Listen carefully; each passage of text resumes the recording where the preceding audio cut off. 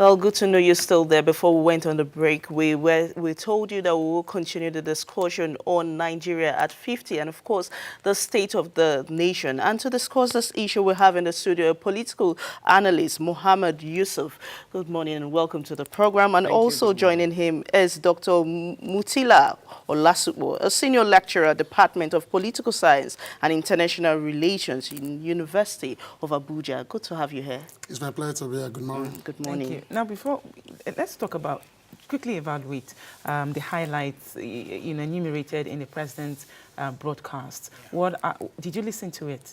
Yeah, I listened to it. You listened to the president? Yeah. Okay, what is your takeaway from that speech? Well, actually, if I have to start by the president's speech, I want to, first of all, start by congratulating Nigerians for attaining the glorious age of 58 as an independent nation. Okay. And right before I listened to the president's speech, when I woke up in the morning, I was of the opinion I want to look at things from today from all perspectives in the nation over what has been happening. And for me to look at things from that perspective, I took my back and I dwelled back to 1960 when we got independence and the lot of hopes that we had in the nation as people and how the founding fathers did quite a lot to try and put the nation on the pedestal that it can be a very great society.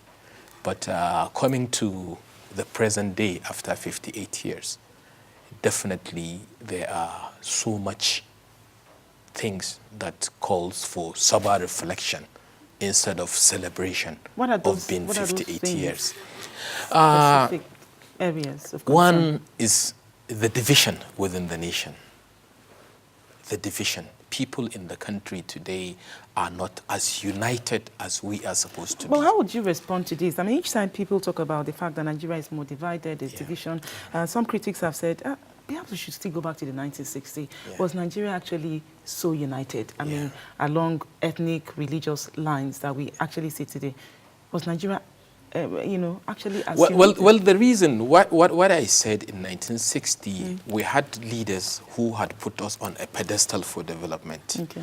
If we had followed that developmental plan, maybe the military coups never came into being. What would be the developmental plan? Is it regional integration or regional development? Well, I don't want to even look at it from the perspective of region now. I just want to look at it from an angle of development, whereby with all the resources that Nigeria has, we should be a nation now that is so rich because we are endowed.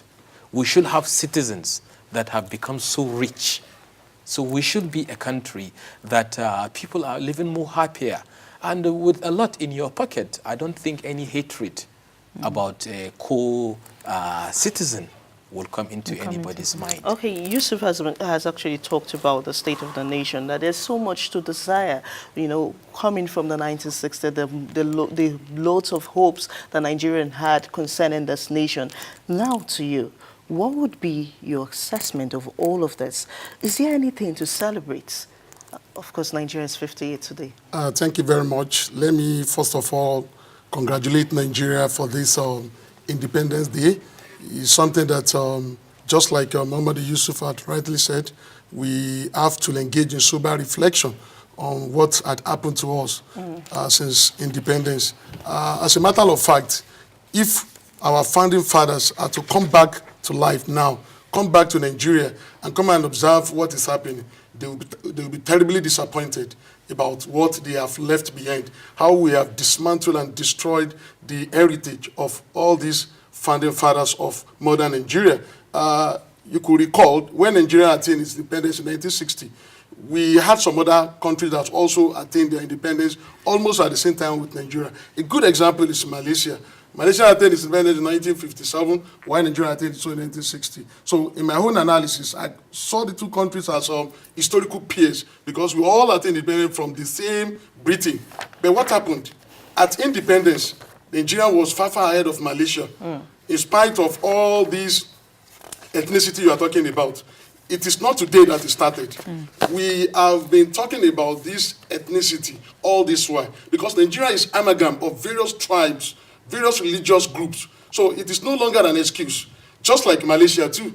So within a decade, Malaysia overtook Nigeria. Malaysia was able to transform its own country from a pariah nation to a developed and transformed society that they have today. While Nigeria is still crippling, even at 58. So many things are actually wrong with us. In fact, I can say that Nigeria is at crossroad now.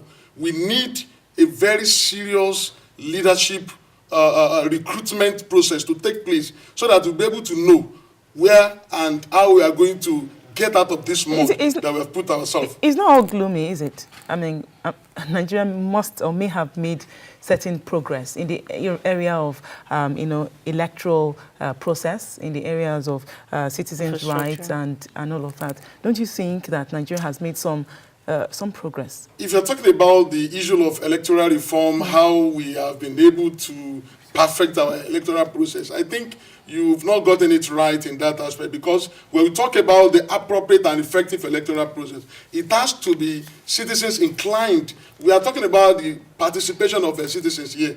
Look at what happened recently in Osun State, the Osun election. You could see the kind of a pandemonium that followed it. You could see the comment of the international observers. You could see the comment of local observers. So you cannot have all these orchestrated statements coming from different quarters in the world, and you are still comfortable that your election was free, fair, and credible. Apparently, Nigeria hasn't done much in that exactly, regard. that is what I'm talking about. That we need to make citizens to participate actively. We need to ensure that our vote counts in all elections, even the staggered election that we are conducting. Okay. So that's why I'm saying that Nigeria needs to find a lasting solution to all these problems. Okay, Olasupo, you have said a lot concerning the electoral reforms. Then, however, I think we should just digress a bit and talk about poverty. A report by a Brookings institution shows that Nigeria has taken over as the nation with the highest number of extremely poor people, overtaking India. And the president gave his presidential speech, and yet nothing was made mention of in that regard. What's your submission in that? Well, I wish he had mentioned something about that, because we cannot hide and we cannot run away from the reality. The earlier we start looking at the reality in our face, the better it is for us. It's one of the things that I said in the morning today. I was looking to see if there will be anybody who will be talking about where we find ourselves today, being the headquarters of poverty today in the world. And fortunately, I'm not here to discuss whatever. I read a letter from a Nigerian today. He happened to be an aspirant in one of the political parties. And he made mention in his address to Nigerians, or maybe to his party members, about those particular issues. He made mention about poverty, how in every family today things are so bad. And I just took a personal liking of that particular letter, and I just wished maybe the president could have even dwelled and talked about that particular thing. The reality is we have missed our priorities. And what are our priorities? Any nation cannot be able to develop if it does not look inward and develop its own citizens. How can it develop its own citizens? Nigerians are very resourceful people. Just give them the opportunity. Just give them the chance for them to flourish. Wherever you go in this country, you will meet a lot of young girls and boys with very bright ideas. But how could they transform those ideas into reality? They have ideas of how to do businesses. They have ideas in innovation. But as a government, nobody even gives them a chance or looks at them. Should it all boil down to the government? Shouldn't the people also be questioned on that? Well, to be very candid, for every society to develop, it has to come upward from the government. The government has to lead the way. How did China develop to where it is today? 40 years ago, today China is celebrating becoming always the biggest economy in the world. 40 years ago, the government of the People's Republic of China looked inward, developed its own people, created economic developmental zones around Shenzhen, and did an opening up of its own country and allowed and created the fertile ground where international investors can be able to look in. And before you know it, these investors came into that country. And when they came, what did they do? They had people in their country that had wonderful ideas. And they gave them a chance. Americans were there developing whatever inside their country, and their people were copying. They were You learning. spoke about China. China looked inward to develop its people. Yes. But in the case of Nigeria now, just recently we saw the Nigerian-China deal, where Nigeria borrowed about 60 trillion naira from China. Yeah. Is that not also a way of mortgaging the people, the future of Nigerians, rather than developing them? Well, I have not seen the details. I have not seen how the deal was conceived. I don't know what was done in between. But what I can be able to say is no nation can be able to develop at the rate which we are going now without looking for countries that can give us loans. Let's look at some of the economic indices. Okay. You know, to support what you just said. Yeah. Now, the Minister of Information, Lai Mohammed, did say something like that GDP grew by 0.55% in the second quarter of 2017. I think that has grown as well. And there was a rise in exports and decrease in imports, which brought about the country's, an increment of to about 719.4 trillion naira capital inflow. Yeah. Now, when you listen to these indices and you gauge the fact that Nigeria has been rated as the poverty capital of the world, we won't say that these all happened under, this administration, which is just 3.5 years in government. But when you look at some of these indices, don't you think that there is some level of progress being made? And of course, there's an economic policy on economic recovery and growth plan. Yeah. Well, if you were to look at that recent report and the policy from 1960 to date, every government, if you are to put it on a scale of measurement, definitely there are some areas where that government too has had some progress. But at the larger picture, we always look at the macroeconomic stability. We hardly or rarely look at the microeconomy, which will be the only tool and yardstick that can be able to develop and put food on the table of the poor man. There is the Anchors Borrowers Program, which anchored by the CBN, whereby farmers are encouraged to go to the farm, their produce, are taking over, and a market is found for their produce. Is that sufficient? That's not sufficient. That is not sufficient. Even on that particular pedestal, we have been having it wrong. From my own view and from my own perspective, I feel if we are trying to develop the farmers, the processors, the manufacturers of those farm produces are the people that the government is supposed to be able to create a more fertile ground for them. As a businessman, they will be able to go after the farmers and even pay the farmers and say, look, we want you to cultivate so-so and so-so products for us, and we can be able to buy. In fact, they can even be giving the farmers contract and say, look, next year we want 1 million ton of groundnuts because we want to process to so-so level. We already have our contracts outside the country or whatever. So even the Anchor Borrower Program, to me, I think it's a shamble. Okay, all right. I'm sure you have so many things to weigh in on that. But however, you would agree, I'm sure you have seen the reports of IMF saying that Nigeria is getting poorer every day, and that for us to get out of the shackles, that we need a coherent and comprehensive economic reforms. Talk from the angle of international economics. What would be your view of that?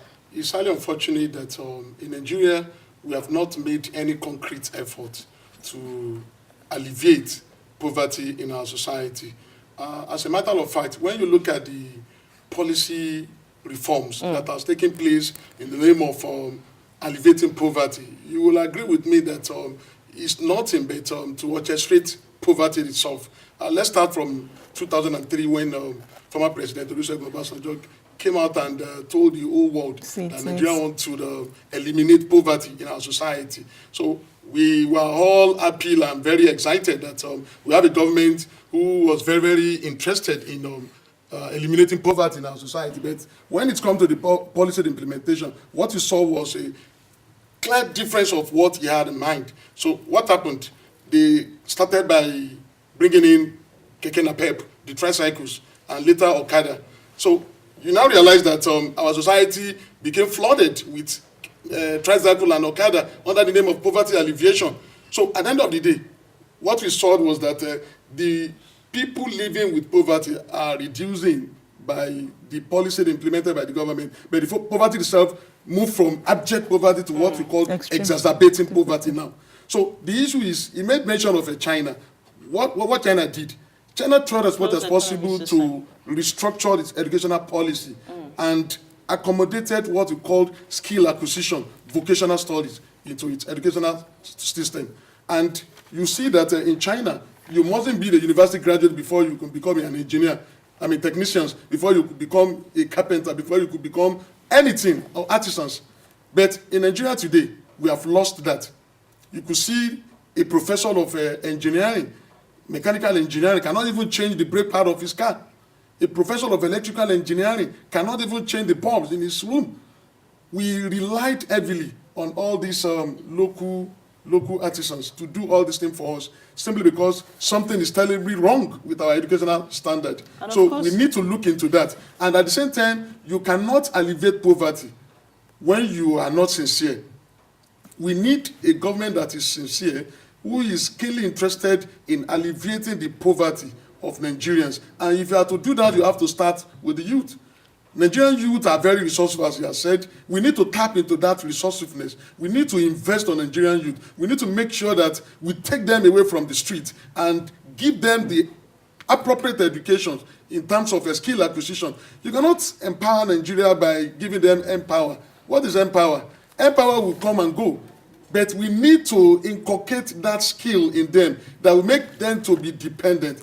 Later on, you talk about China borrowing Nigerian $60 billion. Nigerian China. You see it as a ludicrous. When you talk about this, Nigeria or African relations, it's very ludicrous in the sense that where was China about 40 years ago?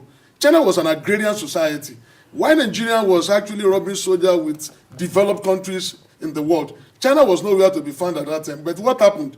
When China realized that if care is not taken, China will go into the extinct. So they decided to look inward and discover their renaissance. Look at China today, the second largest economy, and they have every opportunity to be the largest economy in the world. There's nothing America can do about it. Now, Nigeria is at the mercy of China. We failed to realize that if care is not taken, Nigeria will now be a dumping site for Chinese products. And we have started seeing it. When you compare the so-called diplomatic relation between Nigeria and China, you realize that it's not a win-win situation. The fact that China is the largest population in the world today, Nigeria is the largest population in Africa, Nigeria is a country that cannot be ignored. And because of that, Nigeria needs to provide a very appropriate market for Chinese produce that they are expanding their tentacles now, just to make sure that they have their economy being enhanced. Just a minute, let me take you back to education. Okay. There are reports that Nigeria is one of the countries with the highest number of out-of-school children. Yeah. But you listened to the broadcast of the president. The president talked about school feeding projects, the school feeding program, that it will enable more children have access or, get more eager to attain education. Is that not also a way of, alleviating poverty? I find it to be an unacceptable statement to me to say that it is through food feeding program in the school that will attract the pupils to learn, while you have neglected completely the enabling environment. Look at the classroom where these pupils are actually studying. In this Abuja, I visited a public primary school and I shed tears when I saw pupils sitting on the floor. How do you motivate such pupils sitting on the floor learning? How do you motivate them to have assimilation and concentration in what they are teaching them? So it's all politics. We don't need this before we could talk about strengthening our educational standard. And again, we have not only localized our educational system in Nigeria, we have also ethnicized it. Go to all the major universities in Nigeria. Go to University of Ibadan, you realize that 99% of the students in University of Ibadan, they are Yorubas. What you'll be hearing is Ngbati. If you go to ABU, Ahmadu Bello universities, 99% of them are also Northerners. The same thing applicable to Nsukka. In those days, we do attract foreign students, but today, we cannot even attract foreign lecturers, not to talk of foreign students. Nobody is ready to study in Nigeria. I had an encounter with a Ghanaian in China, when I was in China. Come and see the way this guy was lamenting. You know that he was actually talking out of frustration. That look at what you have done for us, Nigerians. I said, what have you done? He said, if you have to continue with that developmental pace that you started at independence, we wouldn't have traveled all the way from Ghana to China to study. Do you know the distance? You have to spend about 17 hours a year. So invariably, the government hasn't done much. They have not done much in terms of education. Okay, Otherwise, let me- you wouldn't have let me been- move he raised over a to very, very Yusuf. fundamental issue here. Yeah. The fact that education is needed to, improve national development. But then, most of the institutions have been ethnicized. Yeah. That's quite troubling. Yeah. Now, how do we begin to change that narrative to the extent that state governments begin to take responsibility as far as education is concerned? Because some of these institutions he mentioned are state institutions, include state institutions as well. How do you think that state governments can intervene such that they can begin to take advantage of creating education hubs for Nigerians for specific specialty and specialization that will attract Nigerians from across the country, irrespective of tribe or religion? Yeah, well, that can be done. I happen to be from Kano State, and fortunately, I have seen a system like that happen in Kano, whereby an individual who was governing the state at a particular time has done quite a lot in the area of educational development. Developed 2 universities and so many institutions, and most of these institutions are institutions that were meant to cater for the needs of the people, especially the kind of needs that we need today, because today one of the biggest challenges that we are having is that we need people, artisans, more artisans to come up because there are several things and there are several holes that are needed to be filled. So we need more state governments at this juncture to be able to look at how education can be able to be developed, but with one thing in mind. All Nigerians must be given opportunities to go to school across the country wherever they want. I mentioned the state government because of the political considerations that allows for, the admission of students into schools, and for them to probably specialize in specific areas that could, attract Nigerians from across this country. We do know that the primary school education is under the purview of the state government. Secondary school, cuts across, but the tertiary institutions owned by state governments and mostly controlled by the federal government. Okay, let me just even open it up a little bit more now. I mentioned Kano State government, and I mentioned it. The particular individual here was Rabi Musa Konkoso when he was the governor of Kano State. And let me tell you, he had a very good model which he introduced that time, and I really, really like the model, so I have to talk about it. He wanted to have more Kano indigents go to different schools across the country. How did he do it? He went to the University of Sokoto, University of Maiduguri, ABU Zaria, and even used Kano State government money to develop hostels that can be able to cater for more students. And he said, okay, Kano State government is helping these institutions to develop. We are building hostels for you, but give more opportunity to our people, to my own people from my own state, so that they can be able to come to these schools and be able to learn. So governors have to be more pragmatic. To unify this country. To unify this country. They have to be more pragmatic. That is the truth. Okay, of course, thank you. the government has to be more pragmatic in unifying the country. Yes. And that, I think, will bring us to the end of this segment and the show, of course, today. And we've been talking to a political analyst, Mohammed Yusuf, and also a senior lecturer, Department of Political Science and International Relations, University of Abuja, Dr. Mutalai Olasumbo. Thank you very much for being a part of the show. And that's where we'll draw the curtain for today's edition of Kakaki, the African Voice. I am Chikodnaka Eze. And I am Salamatu Ibrahim. Have a wonderful Independence Day celebration. Goodbye.